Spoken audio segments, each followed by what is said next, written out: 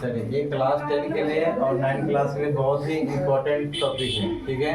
Y, तो Y को बोलते हैं हम लोग, क्या बोलते हैं इंग्लिश में, सेंटेंस बोलते हैं, ठीक है। अभी जैसे कि हम लोग देखे समझे, इसके पहले क्या होता है, वर्ण होता है। वर्ण को क्या बोलते हैं हम लोग, लेटर बोलते हैं इंग्लिश में, ठीक है। ये भाषा में सबसे छोटी इकाई होती है वर्ण, ठीक है। भाषा क्या होती है, सबसे छोटी इकाई होती है। तो इसको हम लोग खंडीय टुकड़ा नहीं कर सकते, ठीक है। जब बहुत सारे वर्ण को जब मिलाते हैं हम लोग तो क्या बनता है, वर्ड बनता है। क्या बनता है, वर्ड। इसको हम लोग बोलते हैं, क्या बोलते हैं, शब्द, ठीक है। तो ऐसा नहीं कि मान लीजिए हम एक शब्द बना दे रहे हैं, रा और माँ, रम, ये शब्द नहीं हुआ, ठीक है। या फिर माँ और, या हम बोल सकते हैं आ और आम, माँ, तो क्या बन गया, आम। तो ये आम क्या हो, एक सार्थक शब्द बना जिसका कुछ अर्थ निकलना चाहिए। वर्णों का ऐसा व्यवस्थित समूह जिससे कुछ अर्थ निकलना चाहिए, तो वो क्या कहलाएगा, शब्द कहलाएगा, ठीक है। समझ बात को। जैसे एक हम लिख रहे हैं, वर्ड लिख रहे हैं आ और उ, तो क्या हो, औ, तो कोई शब्द बन रहा है क्या इससे, नहीं। तो अर्थ निकल रहा है क्या, नहीं। ये शब्द नहीं हो सकता, ये शब्द हो जाएगा, ठीक है। बट हम लोग देख रहे हैं क्या, वाक्य देख रहे हैं, तो वाक्य में क्या था, बहुत सारे वर्ड, बहुत सारे शब्द जब एक व्यवस्थित क्रम में आते हैं तो क्या कहलाता है, वाक्य कहलाता है। जैसे हम लोग देखें अभी, आम राम है खाता, तो क्या ये वाक्य है, नहीं। तो व्यवस्थित समूह में नहीं है ये, ठीक है। ये व्यवस्थित समूह में नहीं है। जैसे व्यवस्थित की क्या, राम आम खाता है, ये व्यवस्थित समूह में है, इसको क्या बोलेंगे हम लोग, वाक्य बोलेंगे। इसको वाक्य हम लोग नहीं कर सकते। ये भी शब्द है, ये भी शब्द है, ये भी शब्द है, ठीक है, लेकिन ये व्यवस्थित नहीं है, इसमें व्यवस्थित है। ये वाक्य हुआ मेरा, ये वाक्य नहीं हुआ, ठीक है। तो इसी के अनुरूप हम परिभाषा दिए हैं, सार्थक शब्दों के व्यवस्थित समूह जिसे अपेक्षित अर्थ प्रकट हो, प्रकट में निकलना, ठीक है, उसे क्या कहते हैं हम लोग, वाक्य। क्लियर है।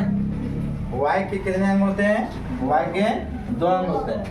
पहला उद्देश्य, जिसको बोलते हैं इंग्लिश में क्या, सब्जेक्ट बोलते हैं हम लोग।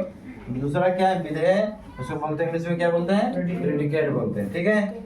उद्देश्य क्या होता है, जिसके बारे में कुछ कहा जाता है, जिसके बारे में कुछ कहा जाता है उसे क्या कहते हैं हम लोग, उद्देश्य बोलते हैं। जैसे मैं पढ़ाता हूँ, तो मैं क्या हो गया, उद्देश्य, ठीक है, सब्जेक्ट हो गया। समझ में बात को। आप लोग पढ़ते हैं, आप लोग खेलते हैं, है ना, तो आप लोग क्या हो गए, विधेय हो गए, किस उद्देश्य हो गए,